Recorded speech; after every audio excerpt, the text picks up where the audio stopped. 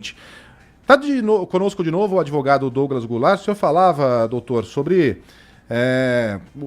essa dificuldade de a gente lidar com esse novo mundo, né? Em que comentários da internet podem eventualmente ser confundidos com um desacato. Gostaria que o senhor concluísse o seu raciocínio.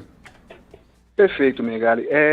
Bom, eu enxergo, por exemplo, essa situação de São Carlos como um fruto, né, de uma ação originada no judiciário.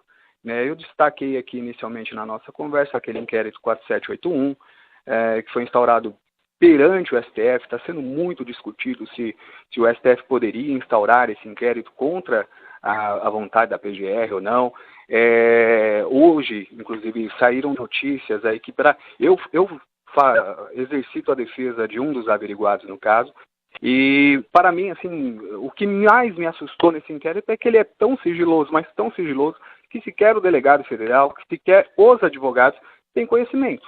Nós temos um pedido de vista desse inquérito, ele está aguardando há 2 semanas posicionamento do ministro e nós não obtivemos resposta. Né? E eu tenho para mim que esse inquérito reflete um problema do judiciário não está sabendo lidar com essa nova realidade da internet. Ele está querendo tratar as opiniões emitidas na internet da forma como ele trata ordinariamente os delitos de injúria, os delitos de difamação. E a internet é uma realidade nova, que ela impõe uma lógica diversa, que ela impõe uma maneira de pensar diversa. Né? E o judiciário tem que aceitar essa realidade e pensar em como tratar esse problema de uma forma igualmente diferenciada. Né? Hoje nós temos aqui na questão de São Carlos, foi ouvido o capitão Gonzalez, foi destacado que o delegado de polícia fez um BO de natureza não criminal, e isso é muito grave. Né? Nós estamos aqui com essa situação que foi fomentada pelo judiciário, nós estamos criando aqui uma polícia dos costumes. Né? Uma polícia que passa a fiscalizar as nossas postagens, um judiciário que passa a fiscalizar as nossas postagens, e se for de seu desagrado, nós, de repente, nos vemos processados, nos vemos averiguados no âmbito de um inquérito. E o que há de pior aqui, e isso merece ser destacado, a seletividade. Dentro de um Estado democrático de direito, não se admite uma postura seletiva do judiciário ou da polícia. Há que se aplicar a lei para todos. E o que se vê naquele inquérito do STF, o que se vê aqui nessa questão de São Carlos, eu estava lendo a respeito dessa notícia de São Carlos, eram 50 comentários publicados. Por que foram atrás desse rapaz em específico? Porque era membro de torcida organizada, porque era um elemento ali que já tinha, né, um histórico, o que não deveria pesar nesse caso. O que foi bem destacado por você, não pode pesar. O indivíduo ele deve ser julgado pela sua conduta em específico. Se aquela conduta dele é problemática, por que não ir atrás dos demais 50, que também publicaram críticas? Essa seletividade é muito preocupante.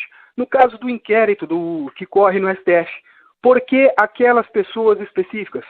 O meu cliente, no caso, averiguar em especial, é um médico psiquiatra, formado pela USP, e publicou opiniões no LinkedIn. E foi pinçado, de repente, pelo STF.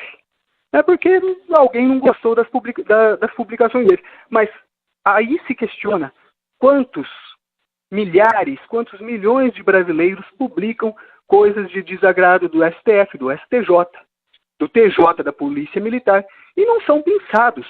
Não são pinçados porque se o Estado for se preocupar em processar por injúria, por calúnia, por difamação, por desacato que seja, cada um que faz um comentário na internet, nós vamos ter que criar um judiciário próprio só para questões de opiniões na internet. Agora, o Ministério da Boa Conduta. Agora, doutor, eu estou me lembrando aqui quando surgiu a possibilidade de você baixar músicas na internet.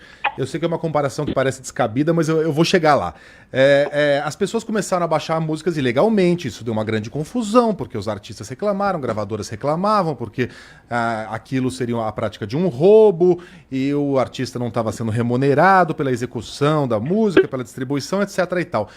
O FBI, hoje isso já está regulamentado, hoje as gravadoras aprenderam lá a faturar com música, etc. É um problema do passado. Mas naquela época, o FBI resolveu ir atrás dessas pessoas. E como seria impossível você pegar todas, eles, para usar uma expressão que o senhor usou, pensavam ali 2 ou 3 pessoas que nem tinham baixado tantas músicas assim, mas haviam baixado, e tacavam ali uma pena pesada para servir de exemplo. Então pegava lá uma estudante qualquer que nunca fez nada de errado, só baixou música, 10 anos de cana, para assustar os outros. É mais ou menos isso que está acontecendo? Megali, você disse que seu exemplo não seria muito bom, seu exemplo é perfeito. É exatamente isso. Né? Essa seletividade, ela tem uma natureza odiosa, ela é contrária. Essa seletividade, ela tem um parâmetro muito mais próximo a uma ditadura do que a uma democracia. Né? O Estado não pode escolher pessoas seletivamente.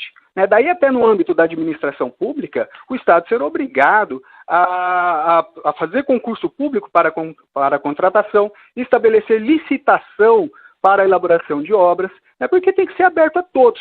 E isso também cabe no âmbito da criminalização. Né? Imagine o absurdo. Eu tenho 200 denúncias de roubo. O Estado sabe quais são os 200 indivíduos que praticaram o roubo. É fácil, é só... Vou fazer um pincelamento aqui com a questão da internet. É só ir atrás do IP, está lá o endereço do indivíduo. O roubo faz de conta que o Estado saiba quem são esses 200 autores de roubo, quando foi o roubo, etc. E o Estado pensa, não tenho condições de processar os 200 autores de roubo, eu vou escolher aqui 2 e vou dar uma pena grave para eles. Olha, e os outros demais? Eu passo a ser injusto com o resto da população e com esses próprios, porque só eles. Né? A grande questão que você nos trouxe aqui do FBI é essa falta de capacidade. É uma realidade muito nova. E o Estado precisa parar, precisa sentar para discutir, principalmente o judiciário, né? O que fazer, como tratar essa questão. Até mesmo porque nós estamos tratando de algo muito caro à nossa condição de cidadã, né? Que é o direito de crítica. Isso é algo primordial num Estado democrático de direito. Há que se ter muito cuidado no trato desse direito de crítica. Ainda que o indivíduo tenha um passado horroroso, tenha picado a mãe, como você disse. Mas isso não lhe tolhe o direito de exercer uma garantia cidadã, que é o direito de apontar e criticar. Prender o sujeito porque picou a mão e não porque foi a internet criticar a polícia. Exatamente. Agora, o exemplo vem de cima, né, doutor? Estamos conversando aqui com o advogado criminalista Douglas Goulart. O senhor citou aí o STF. Aí vem o Alexandre, vem o Dias Toffoli e decidem que agora ninguém mais pode falar mal do STF. Vai um sujeito avulso lá com 150 seguidores e escreve lá no Facebook, tem que fechar o STF ou alguma bobagem do tipo. E de repente rola uma condução coercitiva na casa dele, busca e apreensão, o cara quando foi ver já está algemado. A mensagem que o STF está transmitindo para as demais instituições não é essa. É de que agora a gente vai ter que reprimir mesmo, que ninguém vai poder nos criticar, o STF está se protegendo, porque afinal de contas a determinação vale só para as críticas contra o Supremo, então nós aqui da polícia vamos fazer o mesmo. Né? Eles não estão seguindo o exemplo que veio de cima? Mas é exatamente isso. Né? Um ex-ministro do STF, chamado Eros Grau, ele tinha um livro ele tem um livro muito bacana, muito boa leitura, pode ser lido inclusive por quem não é da área de direito. Por que tenho medo dos juízes? Esse livro, um título descrito por um ex-ministro assusta, né? E ele aborda nesse livro a questão da imprevisibilidade das decisões judiciais, né? Quando nós caímos aqui naquela questão do inquérito do STF, há um dado muito perigoso naquilo ali, que é a criação de um precedente. A criação de um precedente até então inédito, e vindo da mais alta corte do país, dizendo, olha, eu que sou a última instância do direito, para mim, isso aqui é algo ilegal e que pode ser averiguado, e isso leva a uma busca e apreensão, a invasão de um domicílio, a apreensão de bens, né, a submissão a um inquérito. Eu estou sinalizando para todas as instâncias inferiores que é lícito, que é correto fazer isso. Né? Eu vejo aqui com muita preocupação Eu sou filho de militar, irmão de militar, meu pai era coronel, meu irmão era tenente, e eu vejo com muita preocupação a situação desses policiais que fizeram isso, que algemaram esse rapaz, que depois gravaram o vídeo. Porque assim, olhando de fora, a mim me parece claro que o crime foi praticado por eles. Se não um abuso de autoridade, um constrangimento ilegal. Mas creio eu que o fizeram de boa fé, acreditando que esse tratamento estaria legitimado pelo que o STF tem feito. Né? Todo mundo tem acesso a jornal, todo mundo ouve a Rádio Bandeirantes, fala-se disso diariamente, eles falam, bom, se para o STF é correto fazer isso, por que para a gente não? Por que para a Polícia Militar não seria? Né? Se o indivíduo não pode criticar o STF, também não pode criticar a Polícia Militar. Né? Daí se agir dessa forma. Né? Então, essa criação de precedente é algo muito perigoso. Né? E é algo que a Suprema Corte, é algo que o Judiciário como um todo tem que parar para pensar. Até mesmo para entender a melhor maneira de lidar com essas questões relacionadas a crimes ou pretensos crimes eletrônicos. Porque, assim, convenhamos, o Estado não tem dinheiro para processar milhares, milhões de pessoas por questões de opinião. Primeiro, que já seria totalmente errado. Ainda que fosse correto, nós guardaríamos ali 50% do nosso PIB só para isso.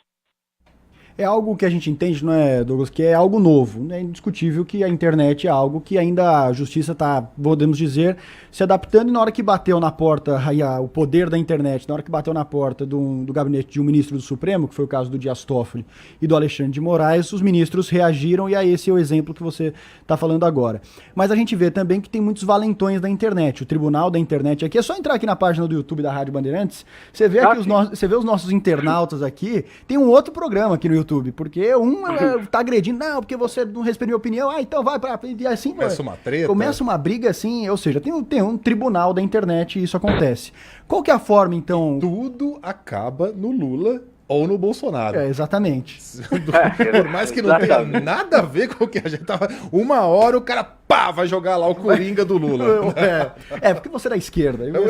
Coxinha. E aí, qual que é a forma, então, que o judiciário tem de falar o seguinte, peraí, a liberdade de expressão, tá tudo correto, mas há um limite aí, ou se há mesmo esse limite, para você não for fazer da internet um tribunal.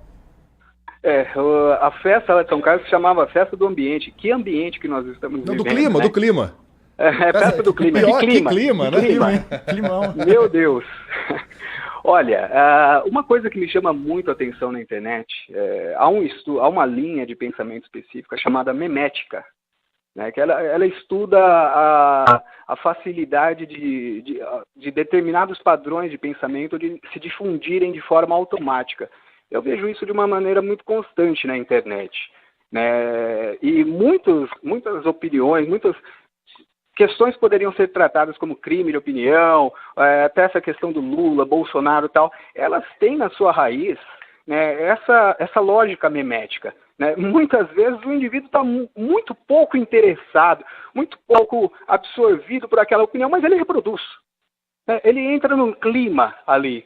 E assim, sendo muito sincero, é uma realidade nova, é uma realidade muito inovadora, e eu mesmo não tenho um posicionamento apto a falar assim, não, daqui para frente devemos tratar dessa forma. O que eu sei é que o rigor no tratamento, no enfrentamento dessas questões deve ser muito menor do que o rigor utilizado para a nossa vida real, né?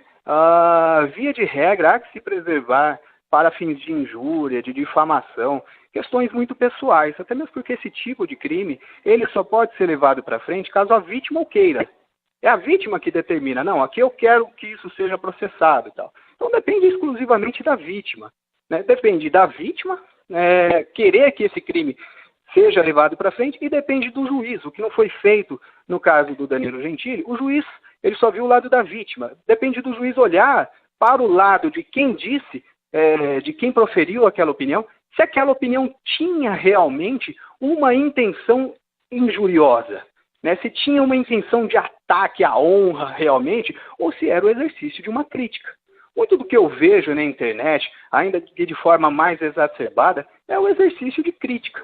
É lógico, na internet a questão é alargada. A liberdade dessa crítica naturalmente é alargada. É uma lógica nova que a gente está aprendendo a lidar e não tem como contrariar.